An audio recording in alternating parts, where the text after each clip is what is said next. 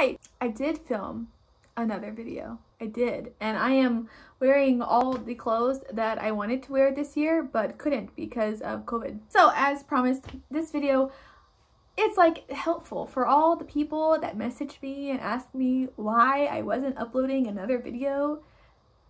Yeah, this one's for you. For all the grad students. Remember from my last video, all the grad students who watch my videos and have come to Korea, congratulations, you did it. Now it's a bonus video because I'm gonna tell you how I have a job while I'm a student. And as you know, you can work in Korea as a student, but there's a limit on how many hours you can work, and you have to get permission from your university, but also from the immigration office. And it's also hard to get a job if you don't speak Korean. So, for you. So, I work in English because my Korean is very little. I've done one level of language school. So, I'm like, you know, talking like a child to most people. But I work in English and I actually have like several jobs. And I thought that if I was going to be working in Korea as a student, I was actually really worried about this because I'm paying for my own degree. Like, Mr. Moon's my partner, we live together, so that helps a lot, but I'm trying to pay my tuition and all those fees, and I have student loans that I have to pay, so I was a little bit like stressed, like, oh, what am I going to do for work? And I definitely don't want to teach English again because I don't like teaching English, whether to kids or adults or anybody. I don't like it. It doesn't bring me joy. I find it annoying usually.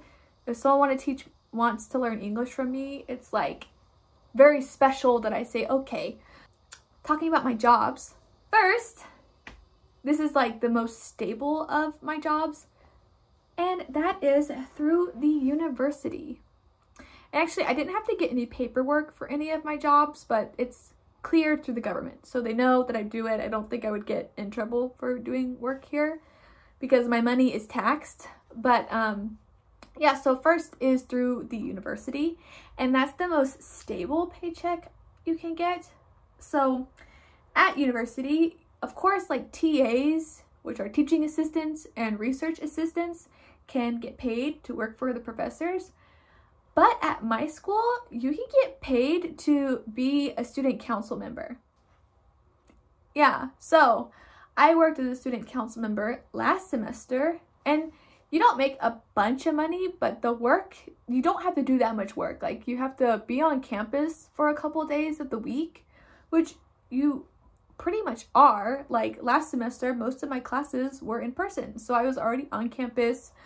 And you help plan activities, and so I did that with a group of people, and it was nice. I got paid like 300,000 won every month for my work, and I felt like my work wasn't too overwhelming because I did have to help students when they came to the school for help, but during my shift I could also do my homework or study or do something else.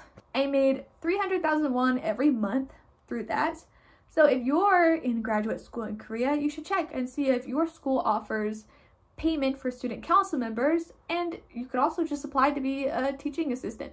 My second job that I got it through a professor, actually. He was one of my teachers, and I was in a negotiation class. So one of my exams was a negotiation, and I did it with my class, but with other people, like from government agencies. It's an exam for us, but it's also a training session for government officials. The government was interested in me, and they asked my professor to get a group of us together to help with these kind of training sessions. I started doing that, and it's really good. I get paid really well per hour. It's not a lot of work. It's not consistent. It's like maybe I'll work for them once or twice per month. I mean, it's good money, and I still do those kinds of things.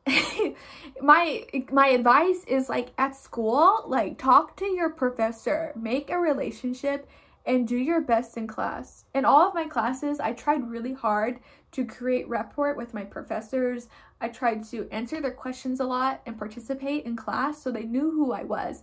And that's really helped me out a lot, to be honest, really, with like scholarships, jobs, grading, like getting paperwork and documentation done is so easy and fast for me because I guess all the teachers and administrators know who I am and it's easier for them to get things done for me. So work on relationships and do your best in class because your effort will be recognized and you might get a job. And my third line of work was also fine. The government taxed me. It's fine work.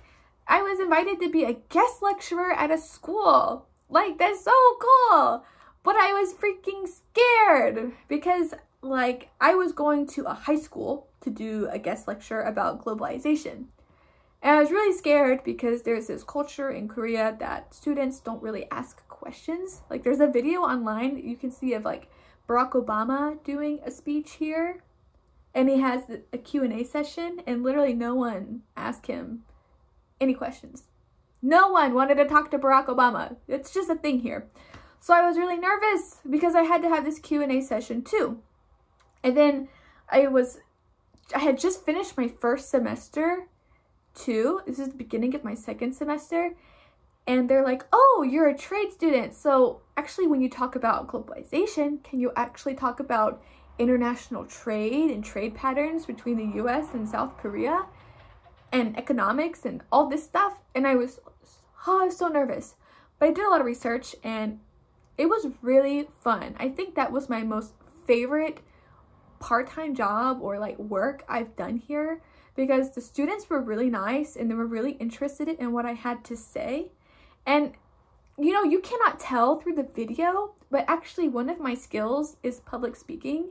If I prepare well, I think I'm a pretty good at giving speeches or making things entertaining. So I was actually able to make clips. You know, it was amazing. I made globalization, trade, and economics interesting to where they liked it. Teenage girls were interested in what I had to say. And they asked me questions during the Q&A session. Oh, I was so thankful. Thank you, girls. Some of them follow me on Instagram and YouTube. And if you watch this, thank you. I'm not going to say your school name because I don't want creepers to take your privacy, but thank you. You know who you are. I had a great time. And actually, the teacher asked me if I could come back again and do another speech. So that's like a consistent job. And to be honest, I got paid like a couple 100,000 won to do those things. And it was fun. It was so much fun. So please, like, talk to your teachers. All of my jobs came through my program, through my school or the administration or other students, because when I applied for student council, I had to interview with the president and vice president. And, you know, they already knew who I was. They knew I was a good student. And, you know, it helped a lot. In total, if you want to, you know, I meet people offline and they ask me like, oh, how much money do you make as a graduate student? And it's not like a lot of money. But to be honest, with my like 3 jobs, I average about 600 or 700,000 won per month. It's been a really good semester. Like, I'm really happy that I have a part-time job. And actually, from working, I've actually already had several job offers for when I graduate or projects I could collaborate on now. I've had several people like ask me, hey, do you want to come work with me when you graduate?